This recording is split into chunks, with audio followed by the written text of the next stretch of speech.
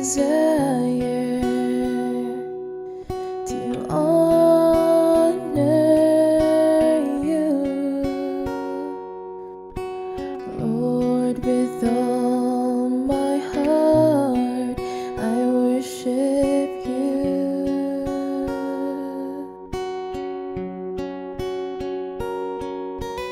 All I have within me, I give you praise.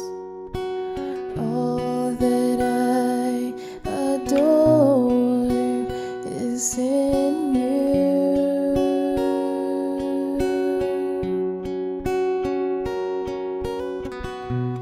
Lord, I give you my heart, I give you my soul.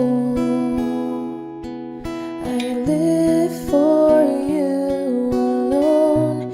Every breath that I take, every moment I'm awake, Lord, have your way in me.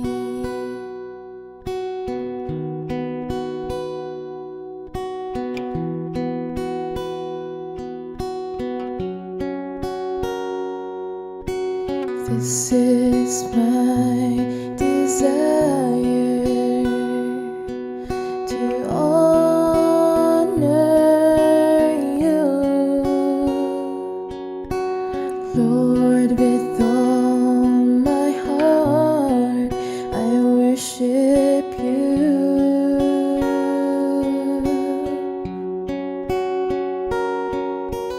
All I have within me, I give you praise. All that I adore is in you.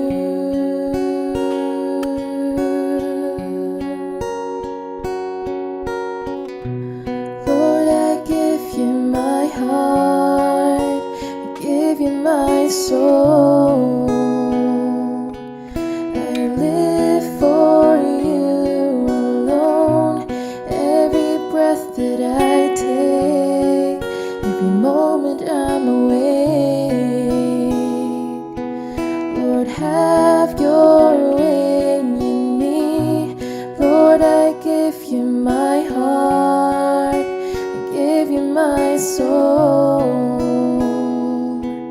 I live for you alone. Every breath that I take, every moment I'm awake, Lord, have your way in me.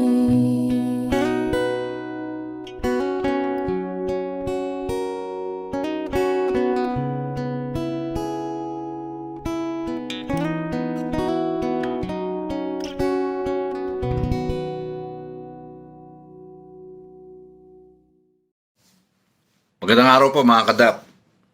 Tayo pong lahat ay nasa panahon ng pagbubuli-buli ng salita ng ating Panginoong Hesus. Sa pagkakataon pong ito, pag-uusapan po natin o pagbubulay-bulayan ang patungkol po sa classical na parable ni Jesus Christ na matatagpuan po sa Aklat ng Lucas, sa Ebanghelyo ni Lucas. Ito po ay tungkol sa talinghaga ng mabuting Samaritano. Basahin po natin ang mga talatang ito. Matatagpuan sa Lucas 10, simula po sa 25, talatang 25 hanggang 37. At narito isang tagapagtanggol ng kautusan ay nagtindig at siya ay tinutokso na sinasabi, "Guro, anong gagawin upang magmana na walang hanggang buhay?" At sinabi niya sa kanya, "Anong nasusulat sa kautusan? Ano ang nababasa mo?" At pagsagot niya sinabi, "Iibigin mo ang Panginoon mong Diyos ng buong puso mo, at ng buong kaluluwa mo, at ng buong lakas mo, at ng buong pag-iisip mo, at ang iyong kapwa na gaya ng iyong sarili." At sinabi niya sa kanya, "Matuwid ang sagot mo. Gawin mo ito, at mabubuhay ka."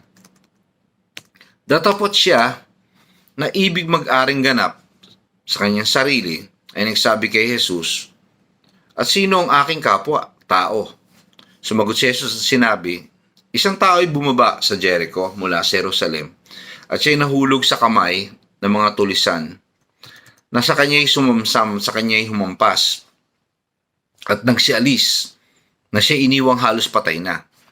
At nagkataong bumaba sa daong yon na isang saserdote at ang makita siya ay dumaan sa kabilang tabi. At sa gayon ding paraan, ang isang Levita naman na dumating siya sa dakong iyon at makita siya ay dumaan sa kabilang tabi. Datapot ang isang Samaritano sa kanyang paglalakbay dumating sa kinaroroonan niya at nang siya makita niya ay nagdalang habag at lumapit sa kanya at tinalian ang kanyang mga sugat na binuhusan ng langis at alak. At siya isinakay sa kanyang sariling hayop at dinala siya sa bahay tuluyan. At siya inalagaan. At ang kinabukasan ay dumukot siya ng 2 denaryo at ibinigay sa katiwala ng bahay tuluyan at sinabi, alagaan mo siya at anumang magugol mong higit ay aking pagbabayaran sa iyo pagbabalik ko. Sino sa tatlong ito sa akala mo nagpakilalang kapwa-tao sa nahulog sa kamay ng mga tulisan? At sinabi niya ang nagkaawang gawa sa kanya. At sinabi sa kanya ni Jesus, humayo ka at gayon din ang gawin mo. Panginoon po, magpala ng mga talataan, ng mga salita ng Panginoong Jesus na ating nabasa at narinig. Tayo po lahat ay manalangin. Panginoon, naanyayahan namin ang kapangyarihan ng Espiritu Santo at ang kanyang karunungan na way pagkaloob mo sa amin ng mga magbubulay-bulay ng salita. Ihatid mo kami, Panginoon, patungo sa pagbabago. Naniniwala kami, Panginoon, na meron lamang pong halaga ang lahat ng aming naririnig kung ito'y magiging isang buhay na karanasan. Inihiling namin, Panginoon, ang iyong pangunguna sa aming buhay ngayong araw na to. Hayaan mo, O Diyos, na mapag-unawa namin ang bawat talataang ito, ang bawat salitang ito na nanggaling sa aming Panginoong Jesus, na may linaw sa aming mga puso at sa aming mga isip. Dalangin namin ang inyong pangunguna, Panginoon, sa tayong pangalan ni Jesus. Amen.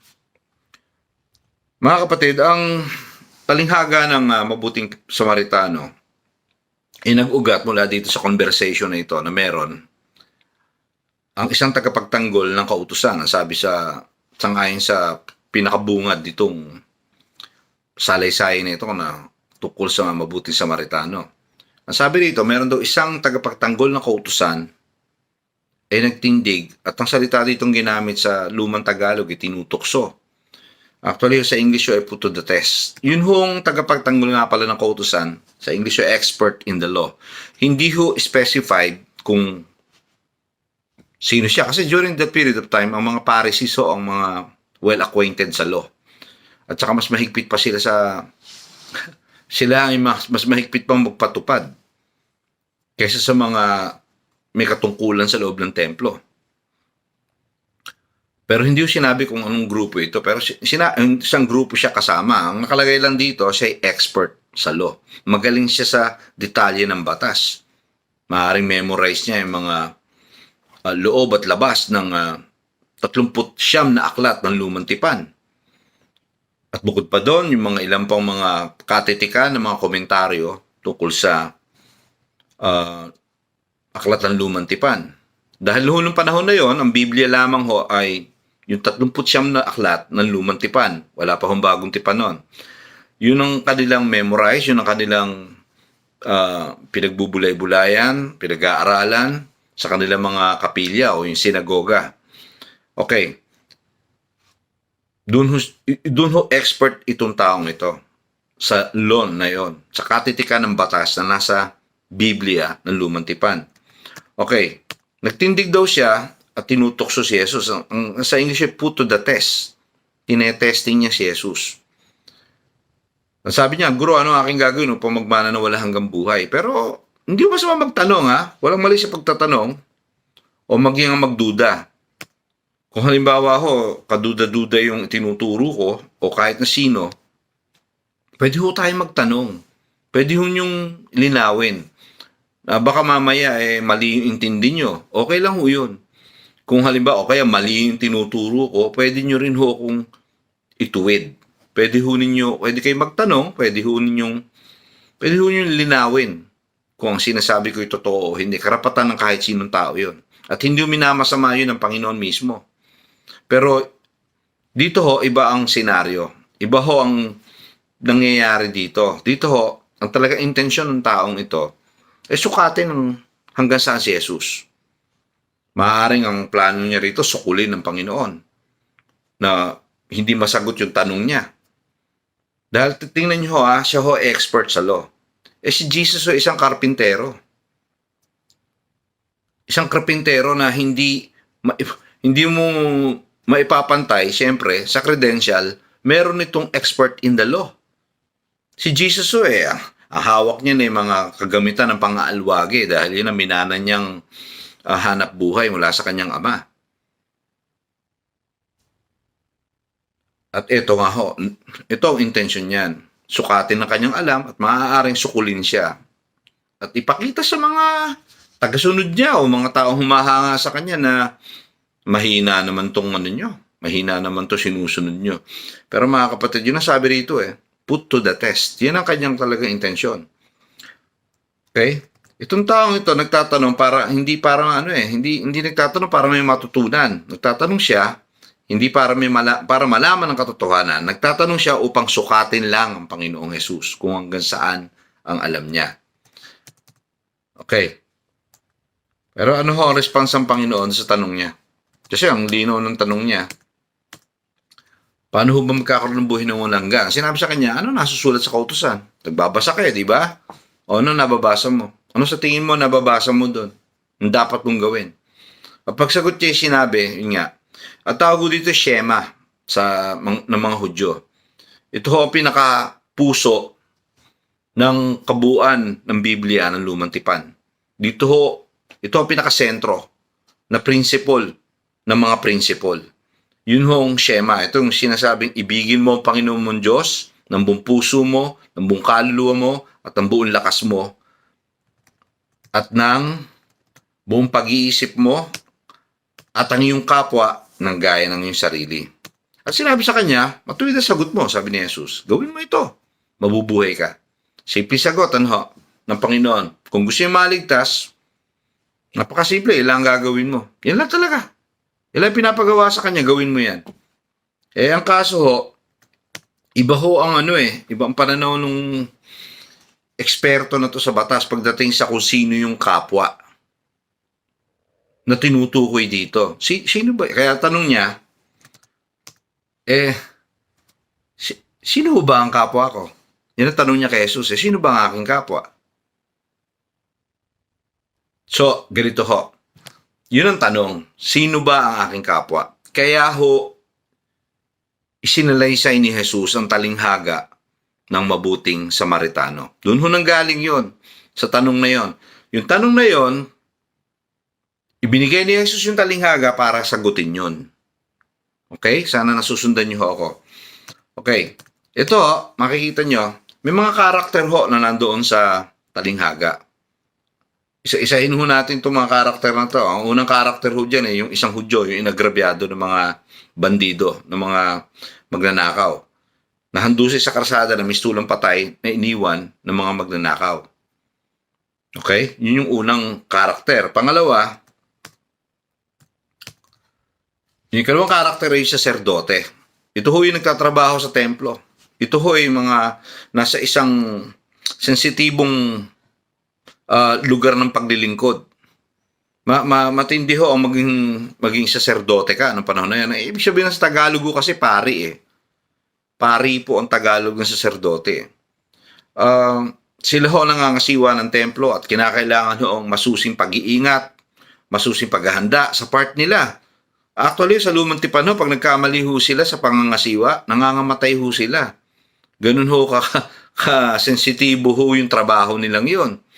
Dito ho, makikita nyo, mahahayag dito, mamaya, pag-aaralan natin maigi, mahahayag kung ano ang kalakaran ng pag-iisip ng Panginoong Hesus patungkol sa kung ano ang katotohanan na dapat natin lakaran sa ngayon.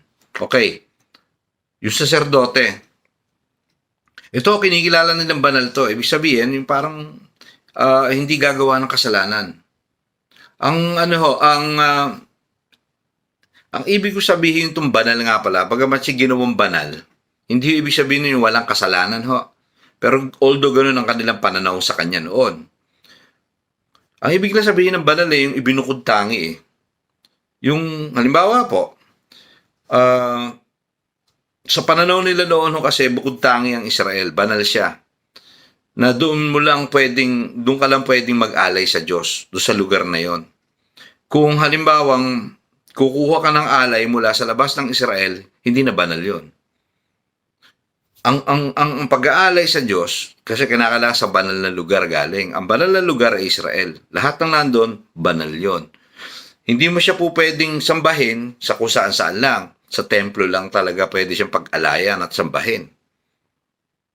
Okay? Ganun ang pananaw ng idea ng banal. Ngayon, itong mga saserdoteng to, sila yung mga banal. Ibig sabihin, ibinukod tangi sila para sa pangangasiwa lang sa templo. Okay? Ganyan ang kanyang ano. At ang pangatlo, na karakter ay Levita. Ito sa lahing ito, itong Levi, lahi ni Levi, o mga Levita, diyan ho pinipili ng Diyos yung mga dapat na panggagalingan ng mga saserdote. Hindi ho pwedeng sa ibang lahi. Sila lang ho ang lahi na pwedeng panggalingan ng mga ngasiwa sa templo. Okay. Itong dalawang ito, nauna yung yung saserdote, nagkataong bumaba sa daong yon, isang saserdote, ang sabi sa verse 31. At ang nakita siya ay dumaan sa kabilang tabi. Hindi niya gumilid lang ho. Nung makita siya, gumilid lang. At sa gayon din paraan, ganoon din yung Levita naman. Dumating siya sa dakong yon, nakita siya dumaan sa kabilang tabi. Ngayon, maaaring itanong ninyo, bakit hindi tinulungan ng dalawang karakter na nabanggit yung Hudyo? Okay? Ba't hindi tinulungan ng dalawang karakter yung nakahandusay na Hudyo na yon? Kapwa pa nila Hudyo yun, kung tutuusin. Pero hindi nila tinulungan. Bakit to? Ganito yan. Dahil binabawal ang kautusan ng humipo ng bangkay. Lalo na ho, yung sa kanilang sitwasyon, lalo na yung saserdote, may kinalalaman sa templo gawain ng dalawang ito. Mapa saserdote o mapa Levita. Bawal ho sa kanila humipo ng bangkay o ng dead corpse. Bawal sa kanila yon.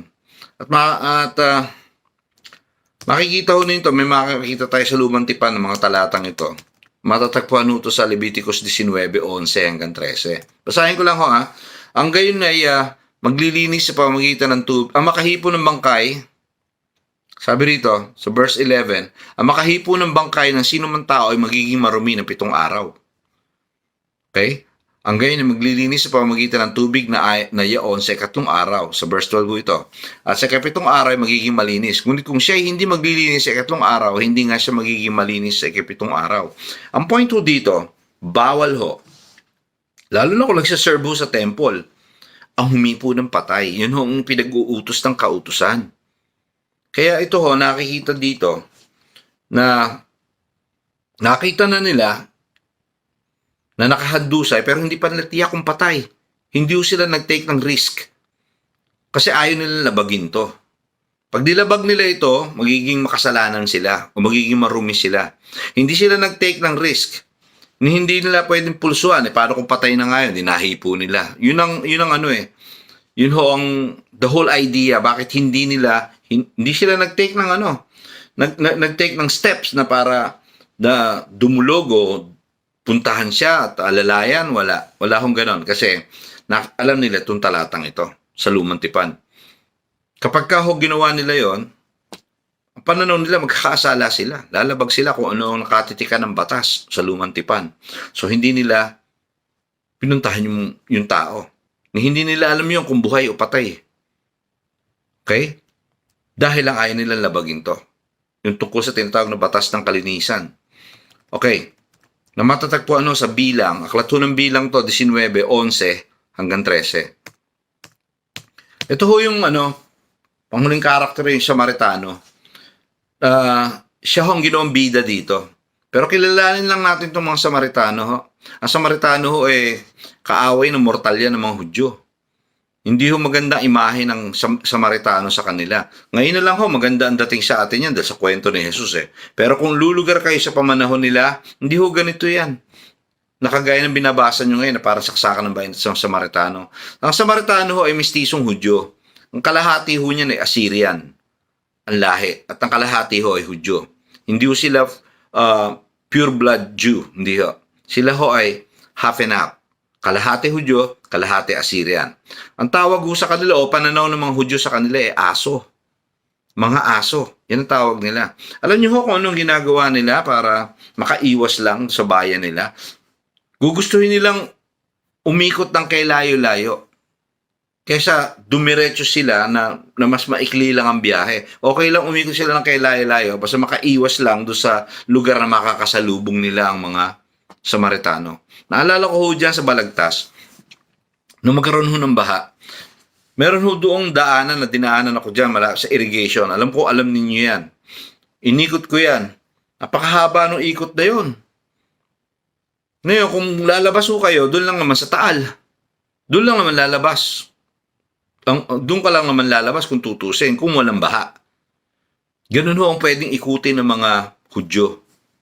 Kung halimbawa ho, dyan lang sa intercity, yung mga Samaritano, sisikapin lang umikot sila doon sa may irrigation hanggang sa makalabas sila doon sa lugar ng Taal.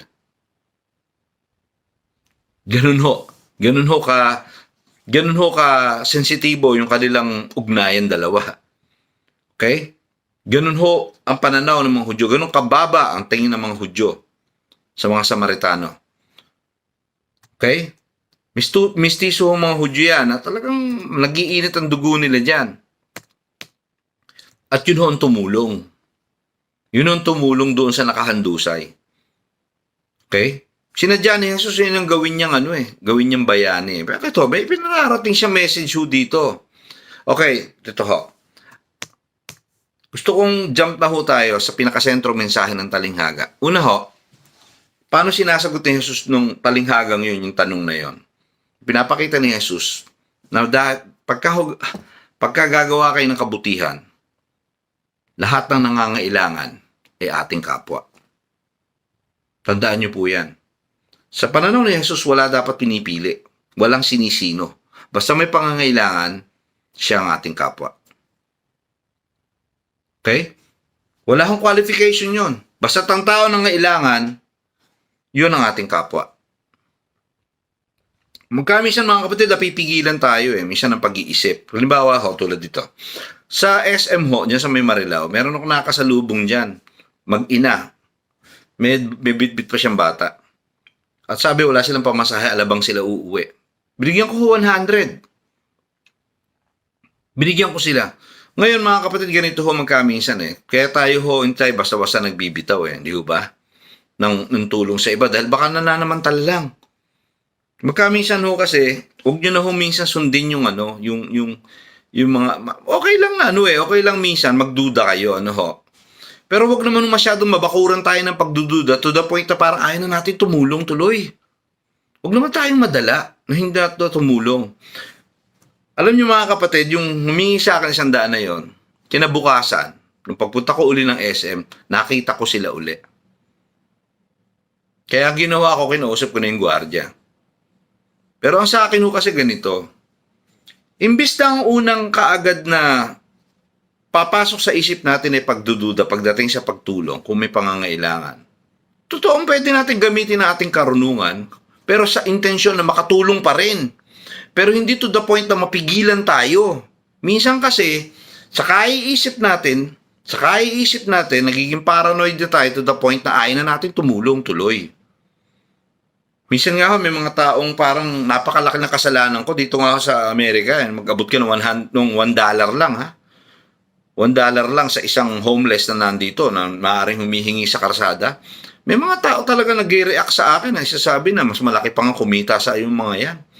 Sana ho, mga kapatid, ang akin lang, okay lang maging marunong ho. Okay lang yun, mga kapatid. Pero, wag naman to the point, mga kapatid, na yung pa ang magpaparalyze sa atin para hindi tayo maging sensitibo para sa pangangailangan ng paano kung kailangan talaga? Paano naman? Gaano lang naman yung iaabot? Sa akin mga kapatid, di ko ikamamatay yun magbigay ko 100. Hindi naman ako mamamatay siguro sa gutom noon. Pero ang point ko doon, mga kapatid, na huwag ko sana tayong mabakuran ng mga panukala at pag-iisip na kumbaga, extreme eh. Minsan parang over na eh. Sana ang unang-una sana ang ating kaagad pananaw, makatulong. Okay lang. Okay lang ho. Alam niyo mga kapatid, pagkalalo na noon, nung nagdadrive ako dyan sa Marilao, biyaheng Marilao, sa Centris, dyan sa may Quezon Boulevard. Yun ho, minamaneho ko dati utility van. May mga lumalapit minsan, mihingi lang na makakain. Pinakakain namin. Minsan kumakain kami, sinasabay namin. Sana mga kapatid, huwag tayong mabakuran ng mga ganyang palaisipan na, baka mas mayaman pa sa akin to. Sundin ho ninyo yung sinasabi ng Holy Spirit sa puso ninyo. At kung saan kayo dinadala ng compassion nyo, dun ho tayo. Pangalawa ho, lahat ho ay may kakayanan. Tingnan nyo ho ito sa pananaw na Jesus, lahat ho ay may kakayanan gumawa ng mabuti. Okay, ganito ho. Alam niyo, masyado tinatawaran ng mga Hudyo, mga Samaritano na parang wala sila, sa pananaw nila, wala na silang kakayanan gumawa ng mabuti. Tingin nga sa kanila, hayop aso. Naniniwala ako mga kapatid, na kahit sino ho, ano man ang reliyon, kahit pa nga ho atheist hindi naniniwala sa Diyos, kung gumagawa ho ng mabuti, suportahan ho natin. Kung mabuti yung ginagawa. Ba't ko sinasabi ho ito? Mga kapatid, ito muna ho, basic ito. Lahat ho ng tao ay may kakayanang gumawa ng mabuti. Lahat po.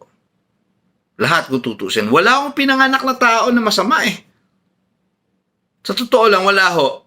Lahat to kung tutusin may kakayanang gumawa ng mabuti. Somewhere along the road, mga kapatid, unti-unti na divert tayo to the point na parang nilagyan tayo ng mga input na parang masama tayo, na talagang tayo pinaglihis sa masama. Yung ganun ho. Masyado tayo nalagay doon, na divert doon sa ganung input, na parang nakalimutan na tuloy natin mag-isip at gumawa ng mabuti. Pero sa totoo lang ho, tayo inilikha sa imahe ng Panginoon We're all created in the image of God. The image of a good God. So how in the world, mga kapatid, na hindi tayo capable to do good? Everybody in this world, as long as he is a human being, mga kapatid, is capable of doing good. May kakayahan ho lahat ng mga tao gumawa ng mabuti. Kung pipiliin. Ano po?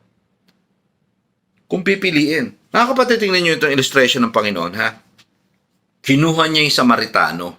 At yun ang ginawa niyang, kumbaga, hindi typical na hero ang Samaritano Ano po yung pinapakita ni Jesus dito?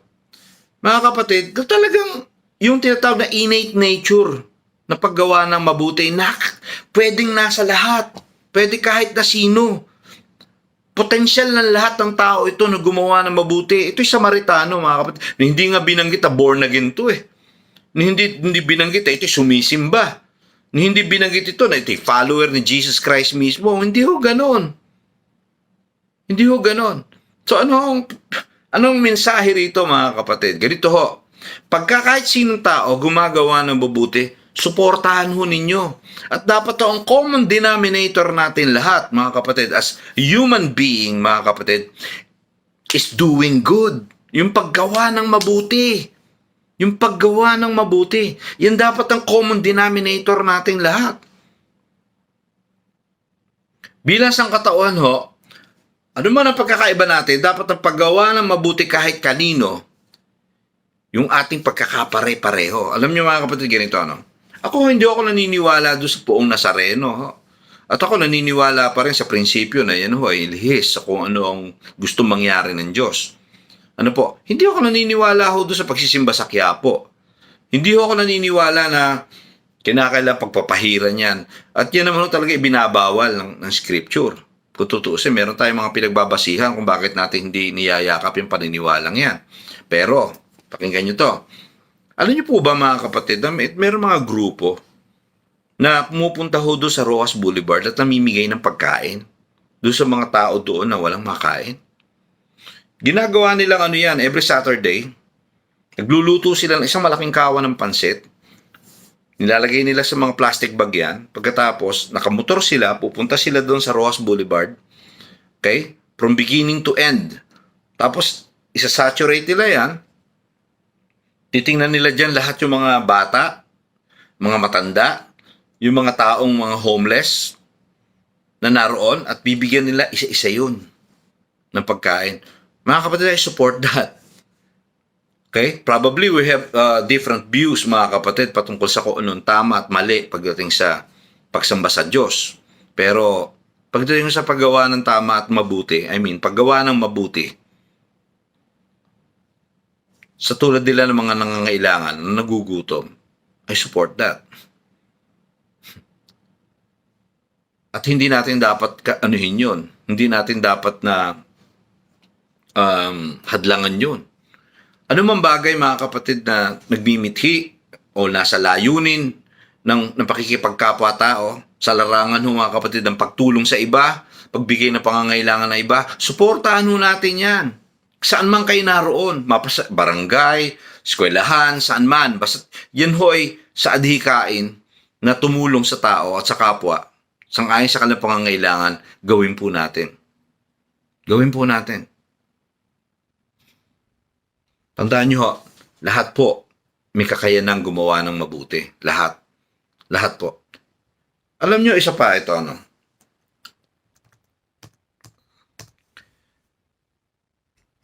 hindi lang ho yung minsan akala natin tayo lang ang mabuti dahil alam natin kung anong pagkakaiba ng tama sa mali, alam natin ang katotohanan sa hidwa, alam natin ang katotohanan sa kasinungalingan. Nandoon tayo sa lugar na mas alam natin ang totoo. Dapat ho talagang maging responsable lalo tayo. Totoo yun. Pero gayon pa man, mga kapatid, wag nyo ito ho ang mensahe niyan. Lahat ho ay pwedeng gumawa ng mabuti. Alam nyo, kung may taong gumagawa ng mabuti sa inyo, kahit hindi nyo karelihiyon, kahit pa nga kaaway nyo kung siya gumagawa ng mabuti sa inyo, hayaan nyo ho. Suportahan nyo. Hayaan nyo siyang tulungan kayo. Hayaan siyang gumawa ng mabuti sa inyo. Iisipin niya na para tinatanaw na utang na loob, hindi ho. Matuto lang kayo magpasalamat ho. Matuto lang ho kayo mag-appreciate kasi alam niyo kung bakit. Pinopromote niyo ang kabutihan. Pagka ganun, pinopromote natin ang paggawa ng mabuti. Ini-encourage natin lalo ang paggawa ng tama sa ating kapwa. Pagka ho ganun. Minsan ho, ang alam lang natin ang tama tayo lang ang magmahal. Totoo yun. Totoo yun, maganda ang magmahal na tayo ang gumagawa ng initiative na yun. Pero mga kapatid, para makapag-encourage din tayo sa iba na magawa nila yon, hayaan nilang gawin nila sa atin yun. Hayaan nyo gawin nila sa atin yun. So paano posible yun? Mga kapatid, marami yung mga pangyayari na po pwedeng mangyari na magagawa nila sa atin yun. Kahit pa sabihin ninyo, mga kapatid, na mga masasamang politikero yan, mga ano man ang background nila, kung namimigay ho ng mga mabubuting bagay, hayaan nyo sila. Hindi ko naman sinasabi ikampanya nyo, ho. Pero ang sinasabi ko lang, hayaan nyo. Hayaan nyo. Hayaan nyo na, halimbawa, kung yung kapitbahay nyo na kaaway nyo, tapos gumagawa ng pabor sa inyo, mga kapatid, i-appreciate nyo yun. Matuto kayo mag-thank you, baka magulat kayo. Mag-iba pa ang relationship nyo uli. Maging maganda pa. Okay, ito ang panghuli. Na lesson ho dito sa Parable of the Good Samaritan. Lahat ho ng hadlang sa paggawa ng mabuti, dapat ito ipasintabi. Kung relihiyon nyo humahadlang sa paggawa nyo ng mabuti, palitan nyo relihiyon nyo. Kasi yung relihiyon hindi ho dapat yan humahadlang sa paggawa ng mabuti kahit kanino. Kapag relihiyon nyo nagtuturo sa inyo, na huwag na kayong gumawa ng mabuti, iiwan nyo. Hindi ho relihiyon na masasabi natin magandang pasukin yan o magandang puntahan yan. Kung ang relihiyon ninyo, mga kapatid, katakot-takot ang batas sa ginagawa para piliin ninyo kung sino mga taong tutulungan nyo, iwanan nyo rin yan. Kasi mga kapatid, pag sinunod nyo si Jesus, kahit kaaway nyo, kailangan mahalin nyo. Wala hong boundaries. Wala hong limitasyon. Ibinibigay yan sa lahat. Ipinagkakaloob sa lahat. Lahat ng hadlang, mga kapatid, kahit pa anong pang batas, naalala ko ho noon, mga kapatid, ako magbigay ng pangalan, pero nung nasa United Methodist Church ako, merong isang district superintendent ho ito, DS ito, na lumugar sa lugar ni Pastor Orbe. Kasi naging district superintendent si Pastor Orbe, siya pumalit. Ngayon, ganito ho, alam ko ho ang nangyari sa DAP, napunta ang DAP, lumabas siya ng UMC, pumunta ho sa AIM, Iglesia Metodista ng Pilipinas, AIMP. Nung AIMP na ang DAP, si Pastor Joel nga nagpapastor na nun, kinausap ako nitong DS na to. At ang sabi sa akin nitong DS na to, huwag mo nang pagkakausapin yung mga yan, ha? Huwag mo nang pagkakausapin yan at paglalapitan. Si Pastor Joel daw, huwag mo nang pasyado pagkakausapin. Taka ako, bakit ganun? Mga kapatid, hulaan nyo kung ano una kong ginawa nung sinabi niya yun. E di, labagin yun. Labagin yun.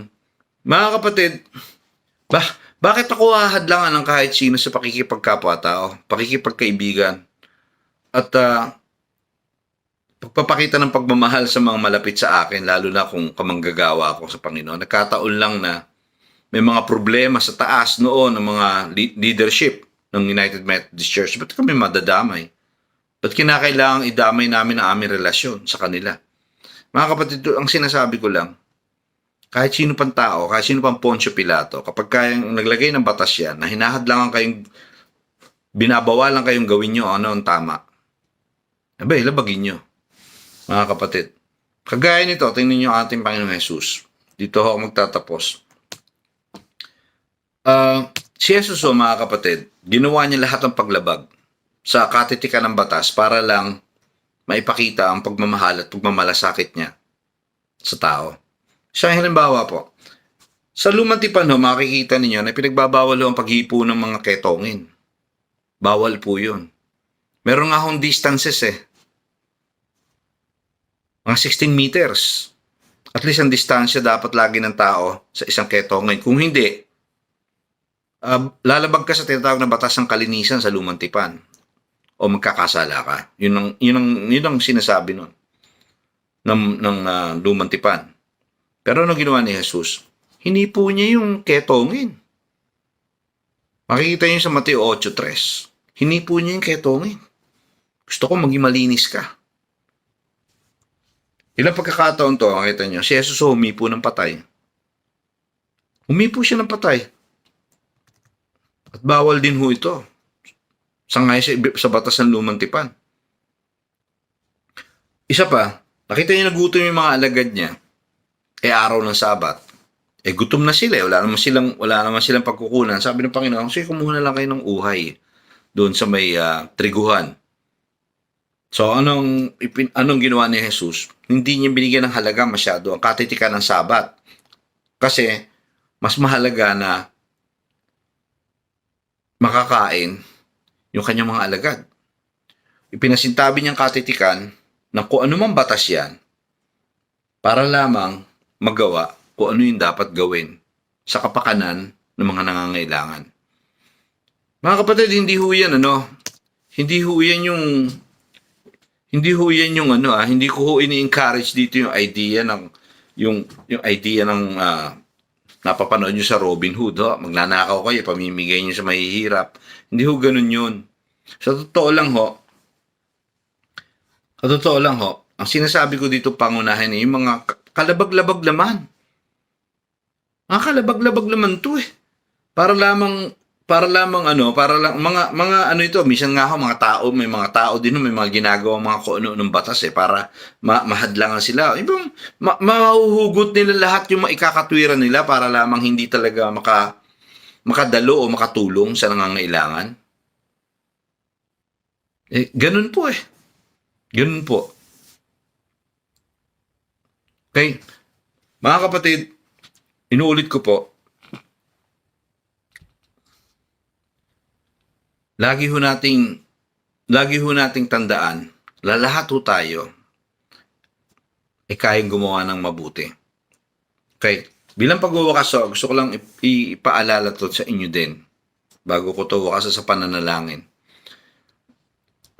Kung meron man hong napakadaling gawin sa buhay nito, ayun ho ipagawa ng mabuti. Minsan lagi naririnig ko sa iba di ko alam saan nila nakuha yun. Napakahirap ikang gumawa ng mabuti. Napakahirap ikang maging mabuti. Hindi naman ho Hindi naman ho. Totoo, hindi ka naman ma-appreciate ang lahat kahit anong kabutihan ang gawin mo. Sigurado naman may maipipintas pa rin sa'yo. Hindi ho kayo magiging perfect ang image nyo kung gumagawa kayo ng mabuti. Pinipili nyo maging mabuti sa lahat ng tao na magagawa nyo ng kabutihan. Hindi nyo mapiplease lahat ng tao. Hindi nyo po mapiplease. At kapag yun ho ang inyong magiging sentro ng inyong kaisipan at ng inyong layunin sa buhay, mabibigo kayo. Hindi nyo mapiplease lahat ng tao. Continue to do good, mga kapatid. Gumawa ho tayo ng mabuti. At pinakamadaling gawin ho sa buhay na ito ay gumawa ng mabuti. Yung gagawa ho kayo ng masama, magpaplano pa kayo Halimbawa hold up kayo. Hindi ba magpaplano pa kayo? Kung halimbawa meron kayong nanakawin, di ba magpaplano pa kayo? Kung meron kayong sasaktan, kung meron kayong aabusuhin, di ba magpaplano pa kayo? Samantala ang paggawa ng mabuti, gagawin mo na lang Kung nandiyan sa harap mo ang pangangailangan, gagawin mo na lang. Hindi ho mahirap gumawa ng mabuti, mga kapatid, sa totoo lang. Palagay ko kinakailangan iano natin, i-reformat natin yung ating nakaugalian. Yung ating mga pinag-iisip. Nakakala natin mahirap gumawa ng mabuti, na minsan it's not worth it. Kasi yung ginagawa mo, hindi naman nila binabalik sa'yo. Kapag po kayo gagawa ng mabuti, talagang expect natin in return.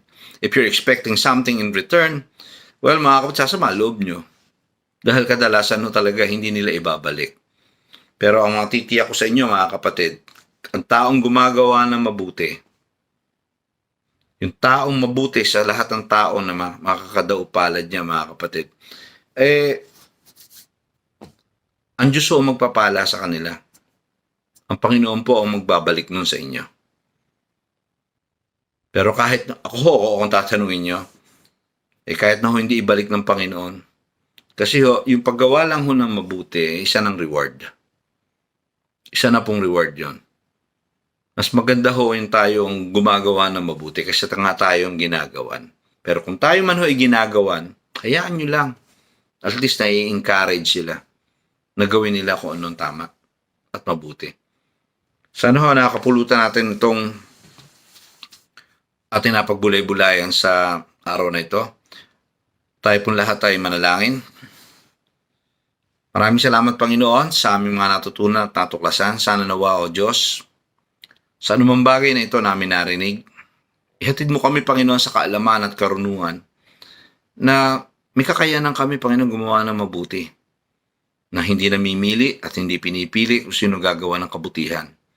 Panginoon, sa karunungan ito namin natuklasan, nalaman din namin ang halaga na hayaan namin, Panginoon, na gumawa ng mabuti ang iba o suportahan namin ang paggawa ng mabuti ng iba.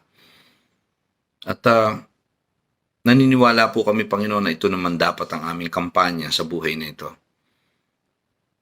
Ang paggawa ng mabuti sa aming kapwa. Maraming salamat po, Panginoon, sa aming mga natuklasan at natutunan. Tulungan mo kami na mai-apply ito sa amin sa araw-araw. Inihiling namin ang lahat ng ito, Panginoon, sa tayong pangalan ng iyong anak na si Jesus. Amen.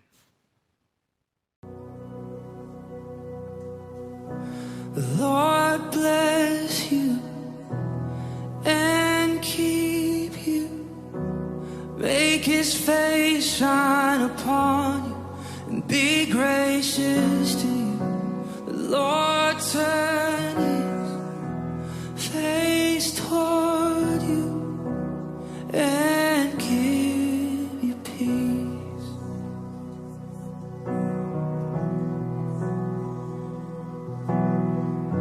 The Lord bless you and keep you.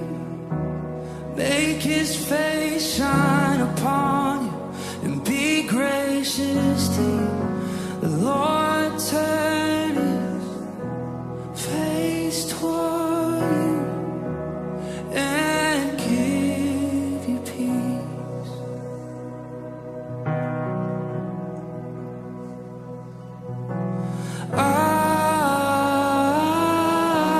Amen. Amen. Amen. Amen. Amen. Amen.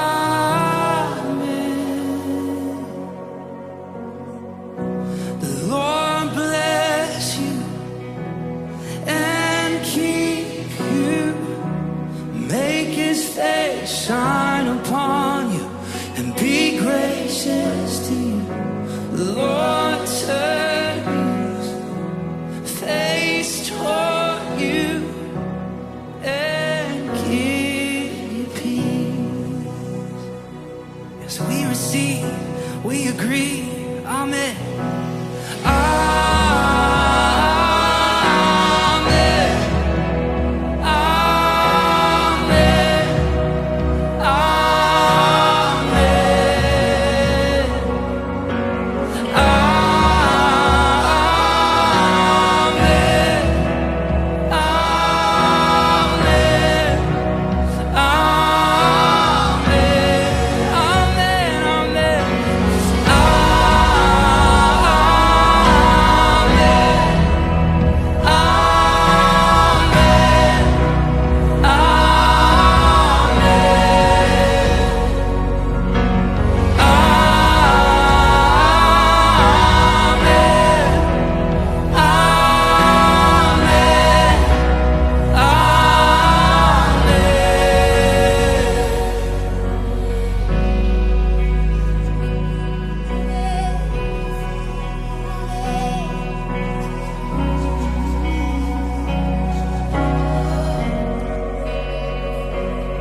May his favor be upon you and 1,000 generations, and your family, and your children, and their children, and their children. May his favor be upon you and 1,000 generations, and your family, and your children, and their children, and their children. May his favor be upon you and 1,000 generations, and your family, and your children, and their children, and their children. May his favor be upon you and 1,000 generations, and your family, and your children, and their children, and their children. May his presence go before you and behind you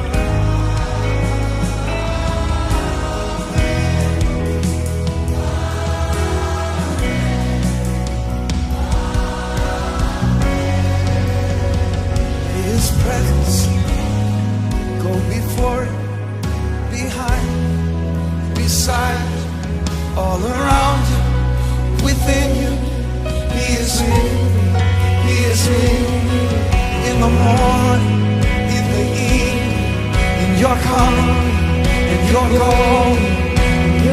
You'll rejoice, He is for you. May the favor be upon